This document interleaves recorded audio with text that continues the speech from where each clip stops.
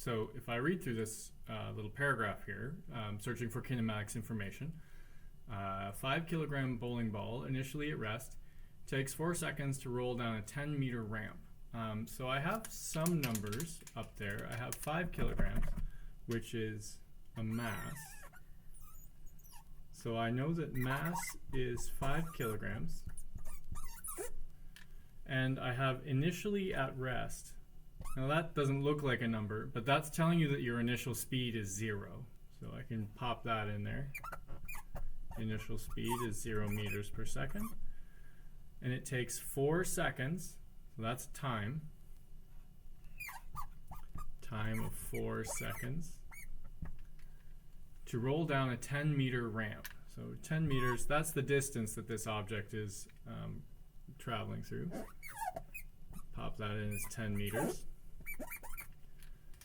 So now the only question is that this ... right? The ellipsis there is leaving us to figure out what it is that we don't know yet, and then we have to do some calculations.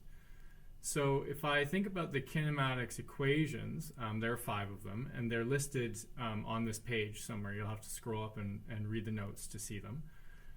They have 5 variables in them. They have initial speed and final speed, acceleration, time, and distance.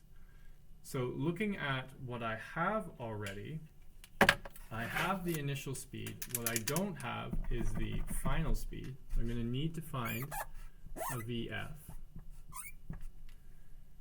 And I don't have the acceleration that it's experiencing. And I also can use this information to calculate the amount of force that is necessary in order to make this motion happen. And I can calculate the energy at the beginning, the energy at the end, and then use that to determine the power output of this particular action. So I'm going to need a power as well. My stool is unstable. So let's start with the kinematics stuff. If I know a time, a distance, and an initial speed, then I can calculate final speed using this particular equation. 2 times the distance is the v final plus the v initial multiplied by the time. So distance is 10, so 2 times 20 is v final, I don't know, plus v initial, which is 0, and a time of 4 seconds. So 2 times 20 is 40, and vf plus 0 would just be the final velocity. Multiplied by 4 would be 4 times the final velocity. So divide both sides by 4, and I get a final velocity of 10 meters per second. So I know this one now. I can make that a 10.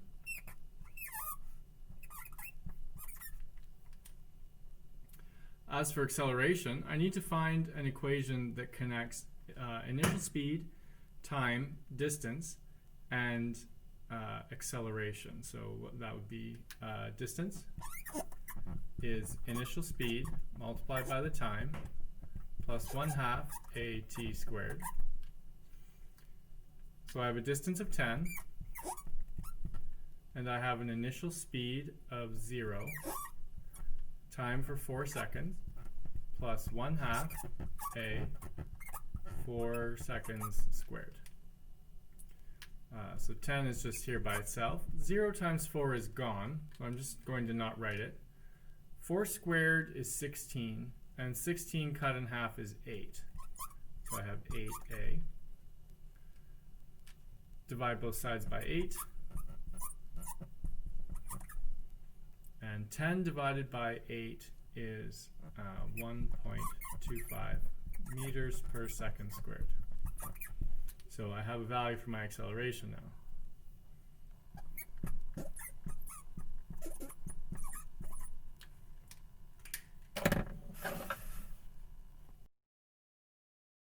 To work out the net force is the mass multiplied by the acceleration.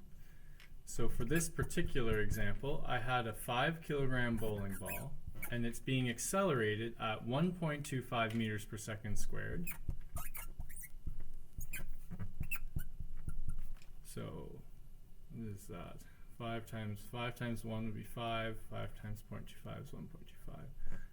6.25 newtons of force are required in order to make this motion happen. Get that in there. Now, to do the power, I'm going to need a delta E, which is the energy that it starts with and the energy that it ends with. So the energy I've got going on here, right, is kinetic energy. So if I calculate EK for the initial state, EK is 1/2 mass v squared. If I use the initial velocity first, I'll have the energy that we start with. So EK is 1/2 5 kilograms, 0 meters per second squared, which is, of course, 0 joules of energy. If I repeat that calculation using the final speed, kinetic is 1/2 mv squared, EK is 1/2 of 5, and my final speed was 10 meters per second. Well, 1/2 of 5 is 2.5. 10 squared is 100. EK would then be 250 joules. So to get my power output, I need my change in energy over the change in time. My ball, as it's rolling, ends with 250 joules worth of energy, and it started with 0. So there's my delta E. And it took 4 seconds in order for this to occur. So 250 minus nothing is 250. And 250 divided by 4 should be 62.5 watts.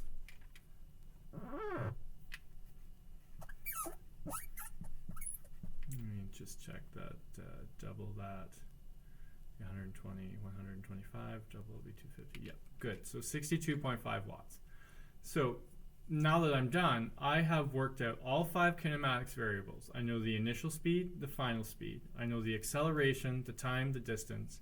I know how much force is required in order to make this acceleration occur, and I've figured out the power output necessary in order to make that ball roll down the ramp.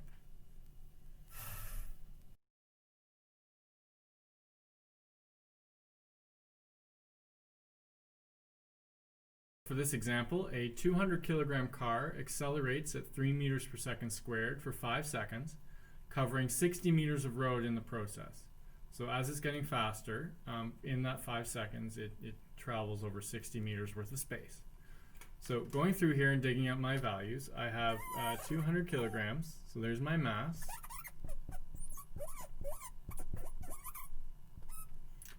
And I have something in meters per second squared, and it says it accelerates. So I've got my acceleration. 5 seconds is a time.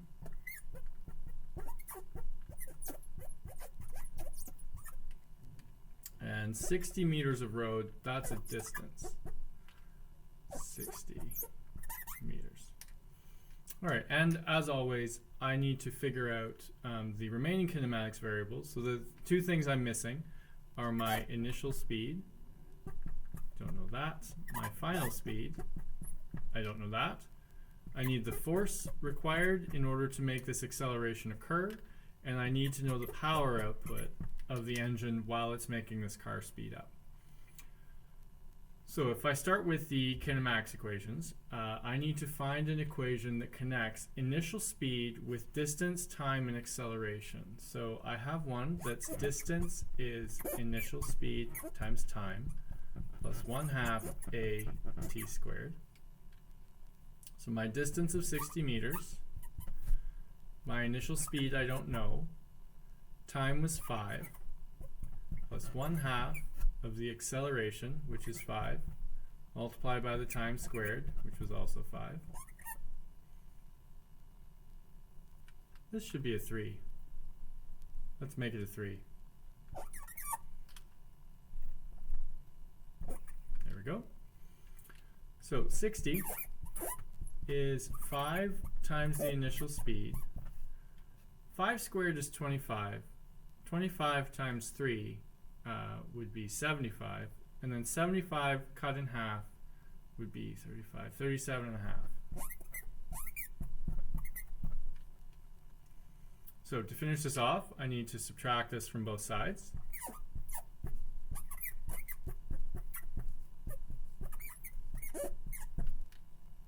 $60 minus 37.5 is 22.5.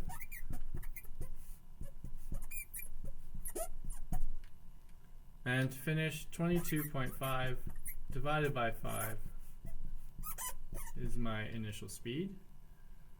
22.5 divided by 5, that's going to be 4.5 meters per second.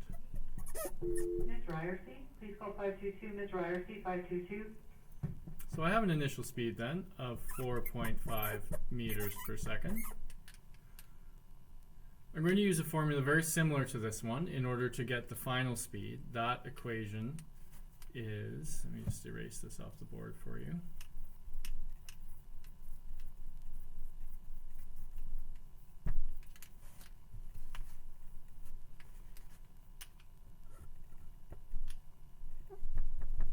So the equation uses final speed, looks very similar but has a subtraction in there.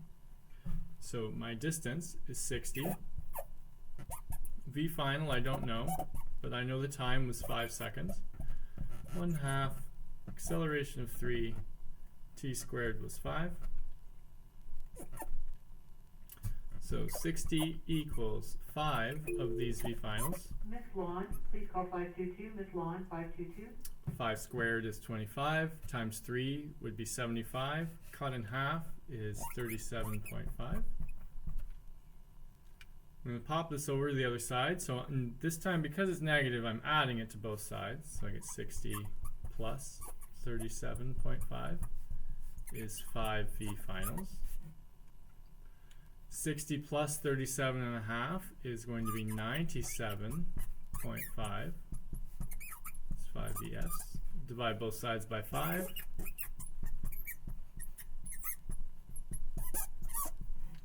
And 97.5 divided by 5, it's going to be 19.5 meters per second is my final speed. I have that one now.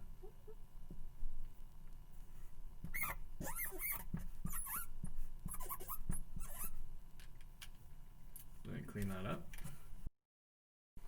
To do the force, force is always your mass times your acceleration. So force in this particular question would be the 200 kilograms multiplied by the acceleration I'm experiencing, which is 3 meters per second squared, for a total of 600 newtons.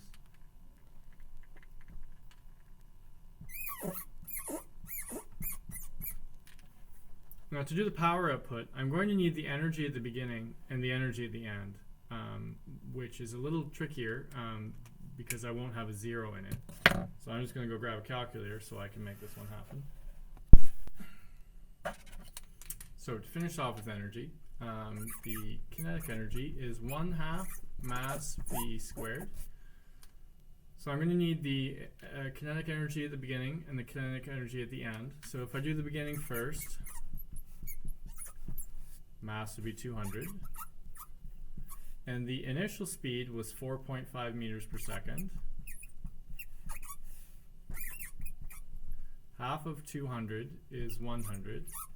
And 4.5 squared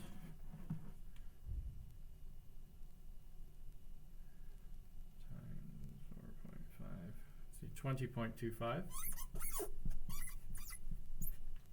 for a grand total of 2,025 joules. So this car already had 2,025 joules of kinetic energy when we started the experiment. If I were to do the energy at the end, 1/2 mv squared, so that's still 200, and the final speed is 19.5. Half of 200 is still 100, and 19.5 squared, 19.5, not having a good day with Mr. Calculator here, is 380.25. For a grand total of 38,025 joules. So now that I have the energy we started with and the energy that we ended with, I'll be able to do a delta energy in order to calculate power. So power is change in energy over time.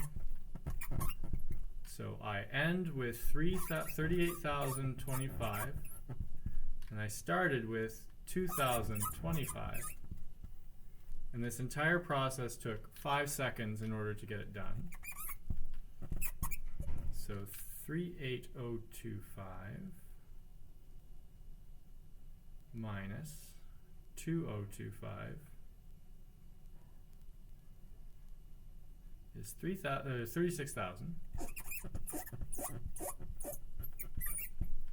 And if I divide that by 5, is 7,200 joules per second, which is watts. So my power rating on the engine would be 7,200 watts, or 7.2 kilowatts of power production at that particular time.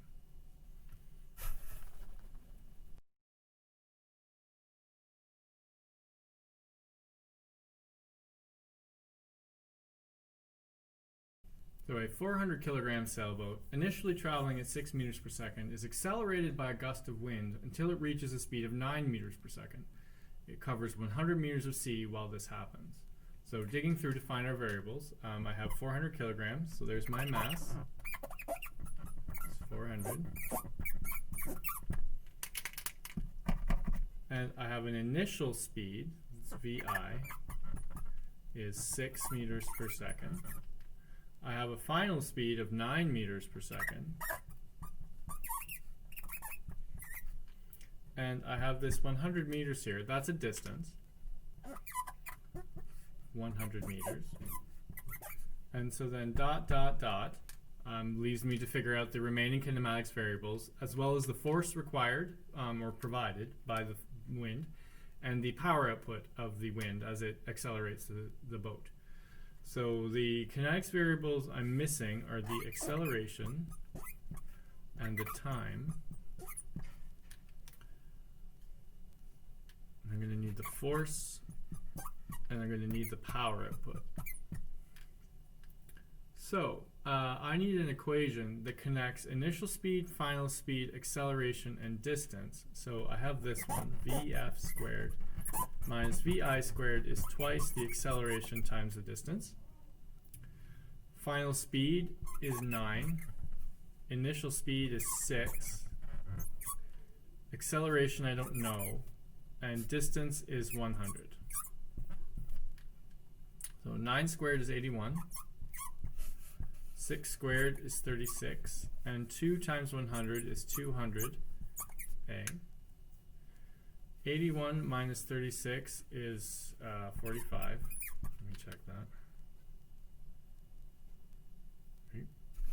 Is 200A. Divide both sides by 200.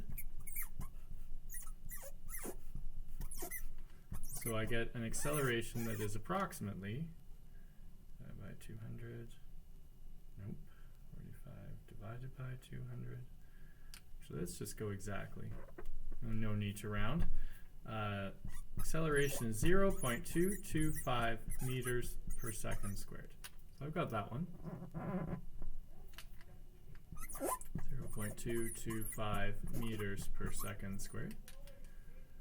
to get my time, I need an equation that combines initial speed, final speed, distance, and time. So that would be twice the distance is the v final plus the v initial multiplied by the time.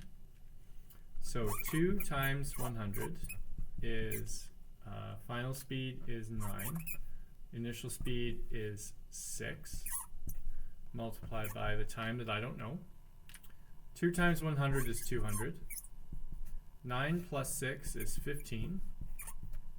So 200 divided by 15 is the time I should be taking. So time is 200 divided by 15, 13.33 seconds. Lovely, so I can get that in there.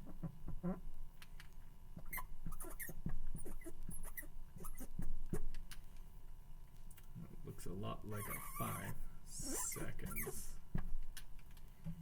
Okay, so force is, as always, mass times acceleration. So I'm just going to clear up some space here so that I have some room to work.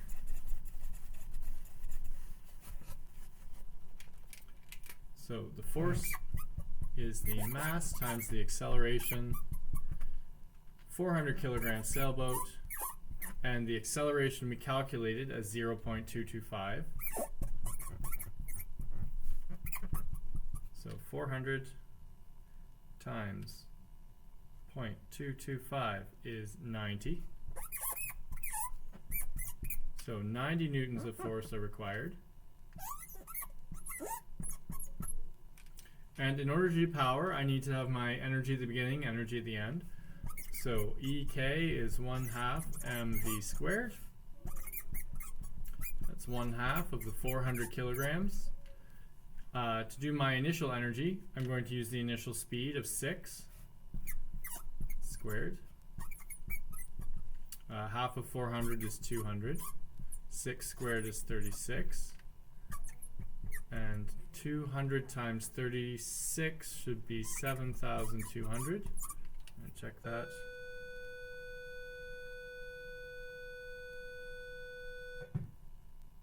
$7,200, excellent.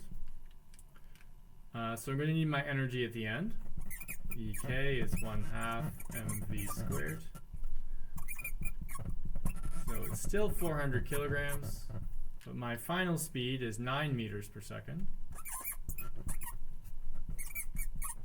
Half of 400 is still 200. 9 squared is 81. 200 times 81 should be 100. 16200. Just going to check that. Yep, 16,200 joules. So my power will be the change in energy. So I end with 16,200. I started with 7,200. And it took me 13.33 seconds to get this done. So 16,200 minus 7,200 should be 9,000 divided by 13.333. So my power output is 9,000 divided by 13.33333. 675 watts. So the wind is behaving like a 675 watt engine as it accelerates that sailboat.